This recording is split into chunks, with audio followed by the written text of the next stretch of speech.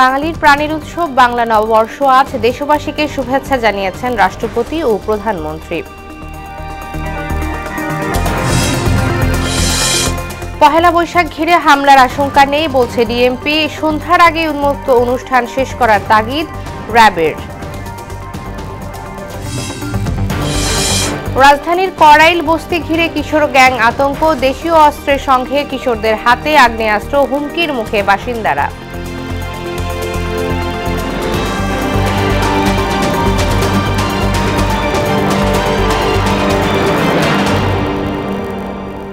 আসসালামু আলাইকুম, শুভ নববর্ষ। সবাইকে বৈশাখী শুভেচ্ছা। শুনছিলেন শিরোনাম, সঙ্গে আছি আনিকা আঞ্জুম। এবার বিস্তারিত। বাঙালির প্রাণের উৎসব বাংলা নববর্ষ আজ দেশবাসীকে নতুন বছরের শুভেচ্ছা জানিয়েছেন রাষ্ট্রপতি মোহাম্মদ শাহাবুদ্দিন ও প্রধানমন্ত্রী শেখ হাসিনা। এক বাণীতে রাষ্ট্রপ্রধান বলেন, পহেলা বৈশাখ বাঙালি সংস্কৃতির বিকাশে এক অবিনাশী শক্তি, যা রাজনৈতিক চেতনাকে দৃঢ় ও বেগবান করে। আর প্রধানমন্ত্রী শেখ হাসিনা বলেছেন, বাংলা নতুন বছর জঙ্গিবাদ, সন্ত্রাসবাদ ও মুক্তিযুদ্ধ বিরোধী অপশক্তির বিরুদ্ধে লড়াইয়ের প্রেরণা যোগাবে। নববর্ষের শুভেচ্ছা জানাতে দেশবাসীর উদ্দেশ্যে দেয়া ভিডিও বার্তায় তিনি বলেন, ঐতিহ্য ও সংস্কৃতি লালনের মাধ্যমে বিশ্ব সভায় বাঙালি শ্রেষ্ঠ জাতি হয়ে উঠবে। বাংলাদেশের সকল ভাই বোনকে জানাই বঙ্গাব্দ 1431-এর শুভেচ্ছা। শুভ নববর্ষ। আসুন নতুন বছরে অতীতের সকল ব্যর্থতা, দুঃখ, গ্লানি পিছনে ফেলে সুন্দর ভবিষ্যৎ বিনির্মাণের লক্ষ্যে একযোগে কাজ করি। পহেলা বৈশাখে কোনো ধরনের নাশকতার আশঙ্কা নেই বলেছেন ডিএমপি। আর সামাজিক যোগাযোগ মাধ্যমে গুজব ঠেকাতে গোয়েন্দা সংস্থা কাজ করবে বলে জানিয়েছে র্যাব। একই সঙ্গে উন্মুক্ত সব অনুষ্ঠান রোববার সন্ধ্যার মধ্যেই শেষ করার তাগিদও দিয়েছে র্যাব। শনিবার দুপুরে রমনার বটমূলে বর্ষবরণের প্রস্তুতি পরিদর্শন শেষে ব্রিফিংয়ে এসব কথা জানান সংস্থা দুটির শীর্ষ কর্তারা। এমআর আসাদের রিপোর্ট।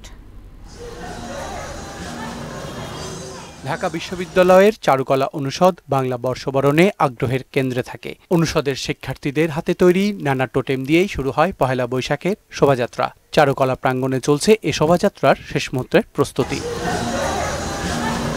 এছাড়াও প্রধান গেটে বিক্রি হচ্ছে নানা রকম মুখোশ, ফেস্টুন ও পোস্টার। নানা রূপ ও রঙের শিল্প সামগ্রীর পসরা থেকে দর্শনার্থীরা বেছে নিচ্ছেন পছন্দেরটা। এদিকে রমনার বটমূলে বর্ষবরণের সঙ্গীতানুষ্ঠানের মহড়া চলছে। সঙ্গীত শিল্পীরা অনুষ্ঠানকে প্রাণবন্ত করতে ঝালিয়ে নিচ্ছেন নিজেদের। অন্যদিকে রমনার বটমূলে প্রস্তুতি পরিদর্শন শেষে ব্রিফিংয়ে ডিএমপি কমিশনার জানান, বর্ষবরণ অনুষ্ঠানে নাশকতার আশঙ্কা না থাকলেও নিরাপত্তা ব্যবস্থায় ঘাটতি রাখছে না পুলিশ। প্রত্যেকটি প্রবেশ মুখে আর্চওয়ে এবং মেটাল ডিটেক্টর দ্বারা তল্লাশি করা হবে। এছাড়া এর ভেতরে এবং বাহিরে বিভিন্ন গোয়েন্দা সংস্থার লোকজন, বিশেষ করে ঢাকা মেট্রোপলিটন পুলিশের ডিটেকটিভ ব্রাঞ্চ, এসবি এবং অন্যান্য গোয়েন্দা সংস্থার লোকজনগুলো তৎপর থাকবে।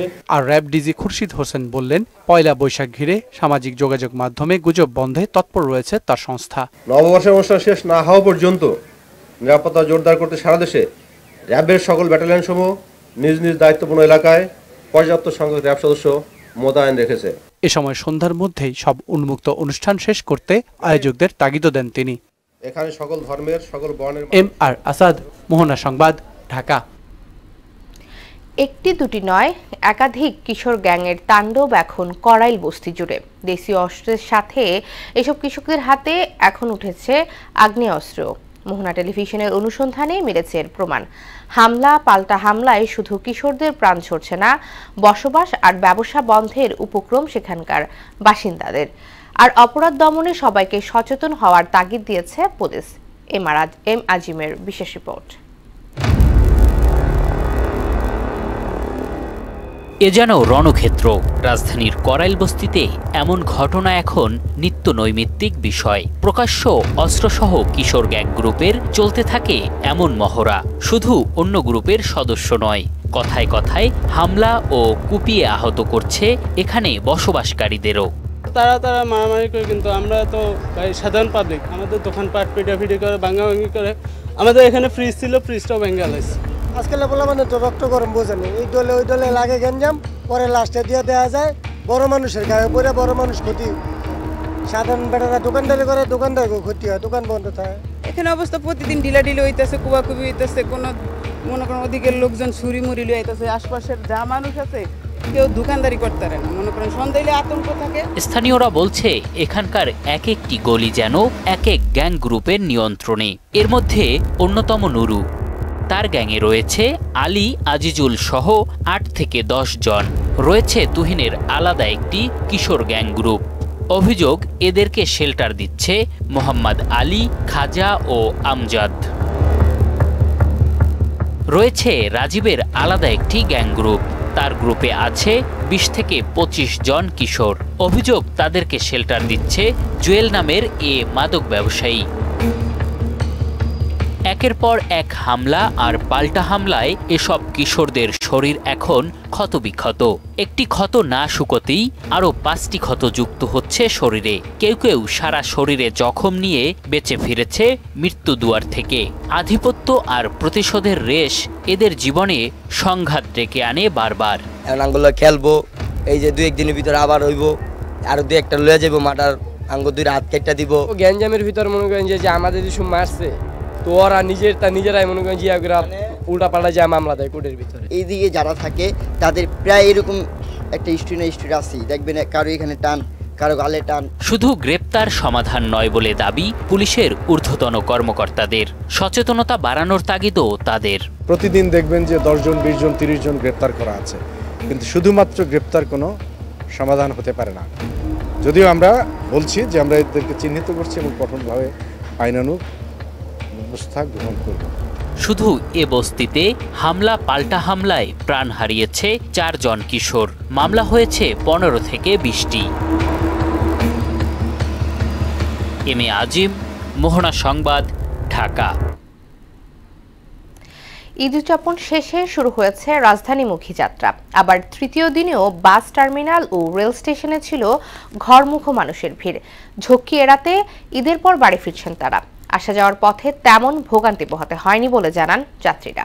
নাসিরউদ্দিনের রিপোর্ট। ঈদ শেষ হলেও তার রেশ থেকে গেছে। এজন্যই তৃতীয় দিন সকাল থেকে কমলাপুর রেল স্টেশনে যাত্রীর ভিড়। জরুরি প্রয়োজন সেরে অনেকেই ছুটছেন প্রিয়জনের সান্নিধ্যে। কেউ আবার নিরিবিলি যাত্রার জন্য বেছে নিয়েছেন এ সময়টাকে। মূলত টিকিট না পাওয়ার কারণেই ঈদের পরে শিডিউলটা করা। তো ঈদটা ঢাকাতে করেছি এবং ঈদের পরবর্তী সময় এখন গ্রামের বাড়িতে যাচ্ছি। গ্রামের বাইরে যারা চাকরি বাকরি করে তারা গ্রামে ফিরে আসে, সবার সাথে একটু দেখা সাক্ষাৎ হয়, সেই জন্য ঈদ করে ঈদের পরেই যাচ্ছি। ঈদের আনন্দটা ভাগাভাগি করার সুযোগ এখনো আছে। ঢাকামুখী ট্রেনগুলো এসেছে যাত্রী বোঝাই করে, অর্থাৎ কর্মস্থলের তাগিদে ছুটছেন মানুষ।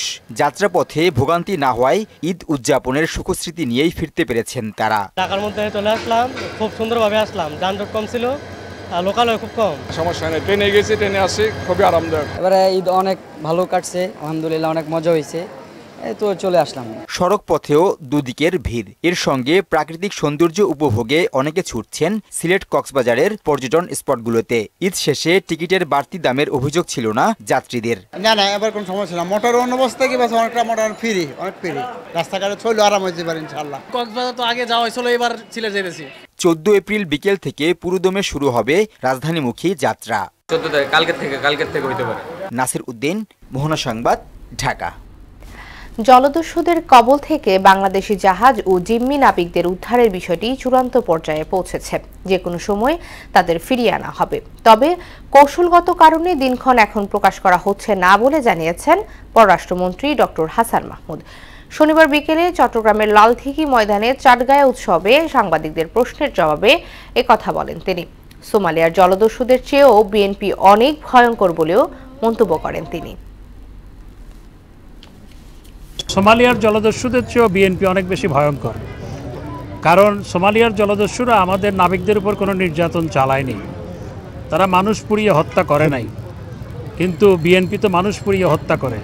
আমির খসরু মাহমুদের নেতৃত্বে বিএনপি অনেক সময় সোমালিয়ার জলদস্যুদের চেয়েও বেশি। শেষ করব মোহনা সংবাদ, যাবার আগে শিরোনামগুলো আরও একবার। বাঙালির প্রাণের উৎসব বাংলা নববর্ষ আজ। দেশবাসীকে শুভেচ্ছা জানিয়েছেন রাষ্ট্রপতি ও প্রধানমন্ত্রী। পহেলা বৈশাখ ঘিরে হামলার আশঙ্কা নেই বলছে ডিএমপি। সন্ধ্যার আগে উন্মুক্ত অনুষ্ঠান শেষ করার তাগিদ র্যাবের। এবং রাজধানীর করাইল বস্তি ঘিরে কিশোর গ্যাং আতঙ্ক। দেশীয় অস্ত্রের সঙ্গে কিশোরদের হাতে আগ্নেয়াস্ত্র, হুমকির মুখে বাসিন্দারা। এই ছিল মোহনা সংবাদে। মোহনার সবশেষ খবর জানতে ভিজিট করুন www.mohana.tv। সংবাদ দেখতে পারেন ফেসবুক এবং ইউটিউবেও। এতক্ষণ সঙ্গে থাকার জন্য ধন্যবাদ।